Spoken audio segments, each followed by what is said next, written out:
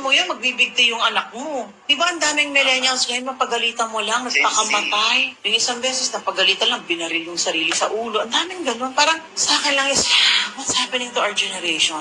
Why are they so discipline resistant? Parang ayaw nilang madisiplina, ayaw nilang mapagsabihan. Andun yung feeling of entitlement palagi. Para bang, bakit? Kaya sabi ko, sana nga mabalik sa dati na, isipin natin, bakit ba ito ginagawa ng mga magulang natin? For us. Bakit ba ito ginawa ni God? Kasi nga, for you. But, when you don't have a centering factor in your life, wala kang parents to guide you, o yung parents mo, ligaw din ng landas, napapalaot ka, o wala kang Diyos sa buhay mo, napapalaot ka.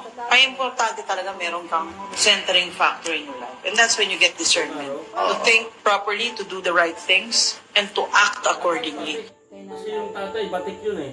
Itong sinasabi ko rin sa mga millennials, kasi minsan natatakot ako sa mga millennials, kasi di ba nung bata tayo, dinidisiplina tayo. Parang normal sa atin na mabadas o mapalo ng magulang, di ba, mapalo ng tsinelas. Ngayon gawin mo yan, magbibigti yung anak mo. Di ba ang daming millennials ngayon, mapagalitan mo lang, nagpakamatay. Yung isang beses, napagalitan lang, binaril yung sarili sa ulo. Ang daming ganun. Parang sa akin lang is, what's happening to our generation? Why are they so discipline resistant? Parang ayaw nilang madisiplina, ayaw nilang mapagsabihan. Andun yung feeling of entitlement palagi. Para bang, bakit? Kaya sabi ko, sana nga mabalik sa dati na, isipin natin, bakit ba ito ginagawa ng mga magulang natin? For us. Bakit ba ito ginawa ni God? Kasi nga, for you. But, when you don't have a centering factor in your life, wala kang parents to guide you, o yung parents mo, ligaw din ng landas, napapalaot ka, o wala kang Diyos sa buhay mo, napapalaot ka. Kaya importante talaga meron kang centering factor in your life. And that's when you get discernment.